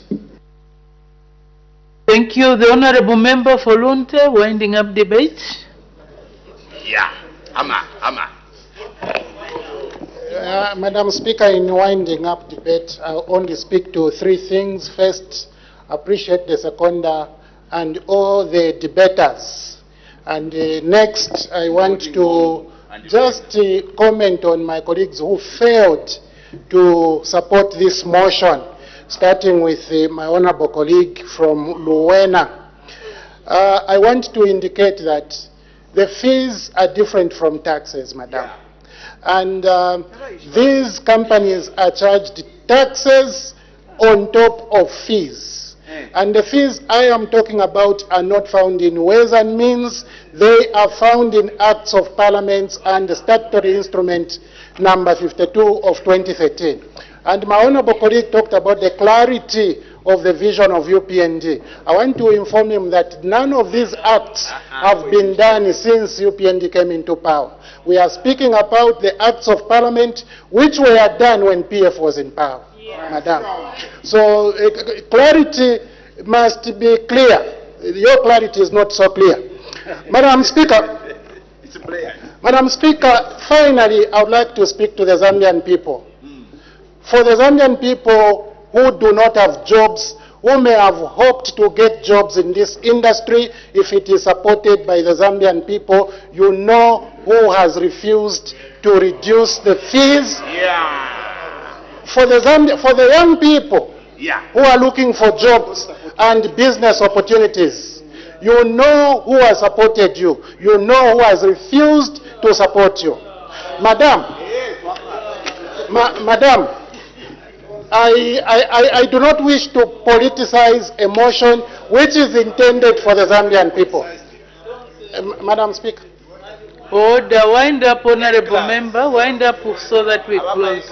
Madam Speaker, I am still speaking to the Zambian people, and I am saying... Order, honorable member, you are winding up, not speaking to the Zambian people. Yes, in winding up, I am responding to what my colleagues have said and speaking to the Zambian people and saying, I will never refuse to promote your interests. I will promote business. Order, honorable member. You should have done that when you were debating. In your face when you were making proposing the motion. Now you are supposed to wind up. Please kindly wind up. Thank you, Madam Speaker. Madam Speaker, denying an opportunity to abolish fees is actually denying to create employment. It is denying to create business opportunities. It is denying to diversify exports. It is denying to reduce the cost of living. It is denying to reduce the exchange rates for your people. Therefore, it is up to the UPND colleagues. And I saw 3 debaters from UPND, including... The honorable member, you've been guided. Please wind up. Don't open up the debate. Just wind up. Thank you, Madam. I would like to wind up by saying that the people of Zambia's eyes and ears are open. And that it is unfortunate the UPND side of this House cannot support this motion. Madam Speaker, I thank you.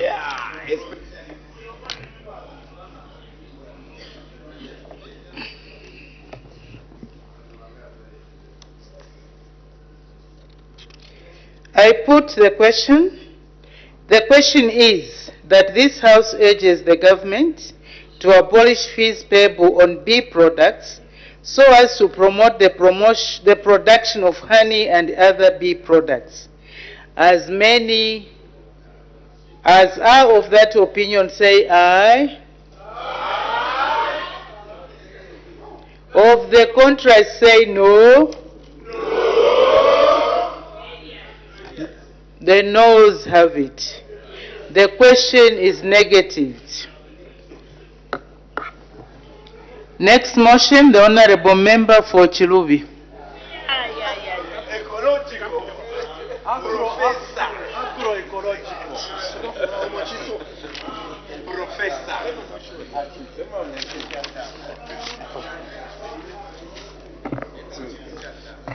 Madam Speaker, I beg to move that this House urges government to formulate an agriculture policy based on agroecological zones in order to optimize agriculture production. Madam Speaker, in the first place, I would like to attend to the question of... Order, honorable member. You are supposed to move the motion, not to debate. Just move the motion. Sorry, Madam Speaker. Sorry for that, Miss. Thank you. I beg to move. Thank you. Honorable members, let's allow the honorable member for Chilubi to debate freely. In other parliaments, actually, that would amount to bullying and harassment. We should always bear that in mind. Is the motion seconded? Madam Speaker, the people of Kamfinsa have the great honor to second this motion. I thank you.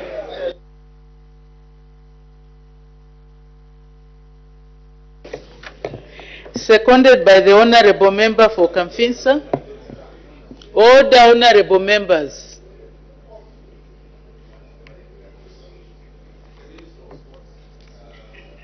I don't know where you are cranking to go to. Honorable member for Kamfinsa.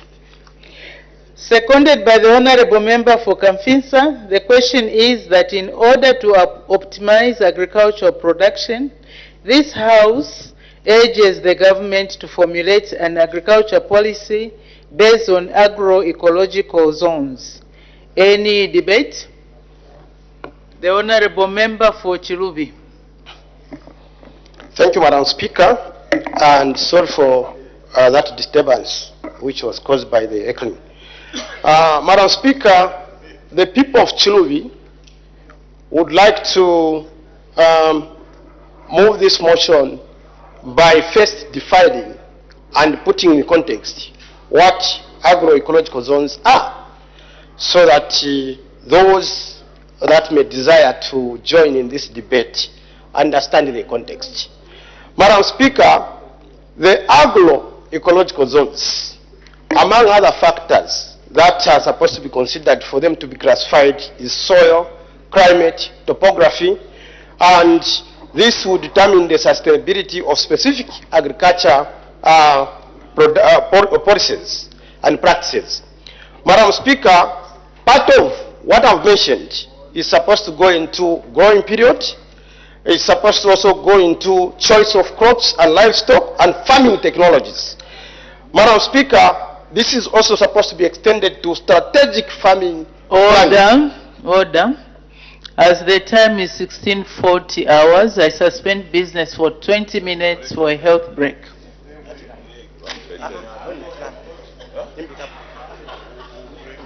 Television business has been suspended for a 20 minutes break, and at the time business was suspended, on the floor of the House was Chilubi Member of Parliament Mr. Mulenga Fuve debating the motion formulate agroecological zone-based agriculture policy. I must make mention that he is the mover of this motion, and it has been seconded by Kamfinsa Member of Parliament Mr. Christopher Kangombe, and so we do expect Mr. Fuve to continue with the debate once business resumes after the break. We now take a look at some of the business that has been considered from the time business resumed at 14:30 hours.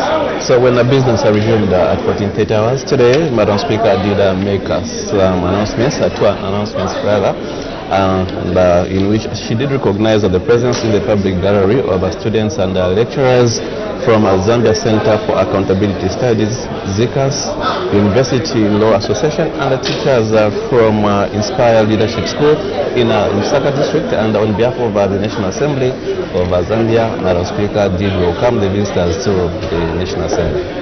The House has also considered questions for oral answer, numbers 120 to 122, understanding order 80. Yes, indeed, and under consideration.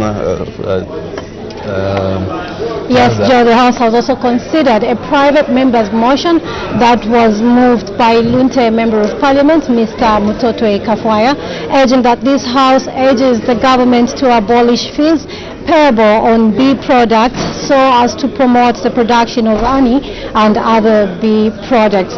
This motion was seconded by Chilubi Member of Parliament, Mr. Mulenga Fube, and when a question was put, this motion was negatived. So that's just the business that has been considered so far. Just now, we take a break.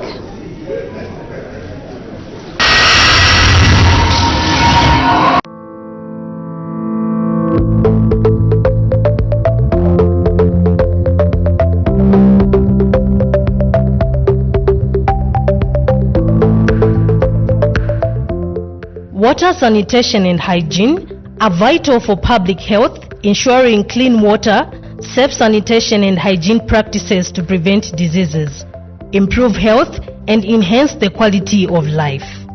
It is against this background that the Parliamentary Caucus on Water, Sanitation and Hygiene and the Zambia NGO Wash Forum signed a memorandum of understanding to formalize their partnership to advocate for better water, sanitation and hygiene policies. The event also saw the launch of the Parliamentary Caucus on Water, Sanitation and Hygiene at Parliament main buildings.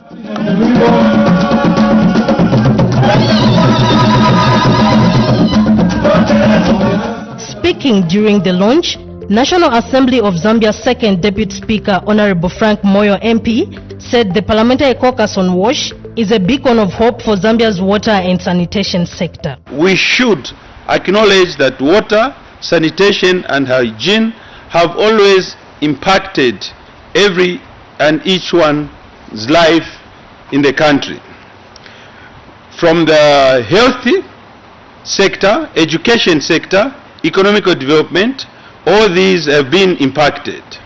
In this regards, the stewards in the WASH sector have a mammoth task to bring together voices from diverse backgrounds, share knowledge, and advocate for policy recommendations to the government that we all seek to serve. As an institution responsible for undertaking the mandate of making laws and performing oversight functions, the National Assembly would like to convey its gratitude to the NGO WASH Forum for the support rendered before and during the launch day. We also recognize that although we may have distinct mandates, we have proven beyond any reasonable doubt that our roles are complementary as far as ensuring that water, sanitation, and hygiene challenges are resolved. Going forward, Parliament should like to echo this support to other stakeholders who may have the desire to support the PC WASH as it becomes a pillar and symbol of unwavering dedication to promoting the well-being of all Zambians. With these few remarks, I now officially launch the Parliamentary Caucus on Water, Sanitation and Hygiene. National Assembly of Zambia Deputy Clerk Procedure Mr. Stephen Kawimbe thanked the European Union, USAID and the African Development Bank for their contributions to WASH initiatives in Zambia. I'm pleased that today the National Assembly of Zambia, with support from our cooperating partners, will be launching the PC WASH. Additionally, your Assembly will be signing the Memorandum of Understanding with the Zambia NGO WASH Forum. The MOU will be expected to run for the next years, within which the parties will endeavor to provide an enabling atmosphere to strengthen the role of parliamentarians in advocating for water, sanitation and hygiene services. So as I welcome you all here, I hope that this engagement will be the beginning of a very meaningful engagement between our parliamentarians and the partners in the WASH sector. And board chairperson of the Zambian NGO WASH Forum, Mr. Marlon Piri, said the MOU is a vital step by the National Assembly and the NGO WASH Forum towards strengthening the efforts in advocating for water, sanitation and hygiene across Zambia. The signing of this MOU signifies a formal commitment to collaboration and the mutual support between the WASH Parliamentary Caucus and the NGO WASH Forum. This partnership will enhance our advocacy efforts, streamline our initiatives, and ensure that our collective actions are more impactful and sustainable. By working together, we hope to create a stronger, more unified front in the fight for water and sanitation rights. In closing, honorable members, I would like to reiterate our commitment to this caucus, to this cause, and our belief in the power of collaboration. Together, we can make a difference. Together, we can ensure that every Zambian enjoys the dignity and health that comes with access to clean, adequate, safe water and sanitation services. The chairperson of the Parliamentary Caucus on WASH, Mr. Twambo Mutinta MP, said the caucus's vision is to empower members of Parliament to advocate for WASH improvements in their constituencies. As a PC WASH, access to clean water, effective sanitation and hygiene practices is not merely a developmental objective. It is a matter of dignity, health, and it's a human rights issue. Therefore, the importance of our commitment, it cannot be overstated, as access to water and sanitation is directly linked to the well-being of every individual that we represent as members of Parliament. Further, our responsibility as members of Parliament goes beyond the legislative oversight. We are community leaders, we are advocates, and we are influencers in our own spheres. Therefore, this caucus also represents an opportunity for us to eradicate water poverty by equipping us with knowledge and skills in water, sanitation and hygiene. we are very optimistic that as we return to our constituencies, which currently they are hardly hit with water poverty, we shall take the leadership roles as members of parliament to inform and advocate for water services at community levels. We recognize that to be effective, all our MPs must have the resources and the trainings required to tackle WASH issues head-on. In her vote of thanks, Netherlands Development Organization Zambia's country director, Ms. Lucy Faugens, applauded the dedication of all stakeholders in making the event successful. It is indeed an honor and matter of great privilege for me to propose a vote of thanks to all dignitaries who have made this launch of the parliamentary caucuses on water, sanitation and hygiene, and witnessing of the signing of the MOU between the National Assembly and the NGO WASH Forum possible.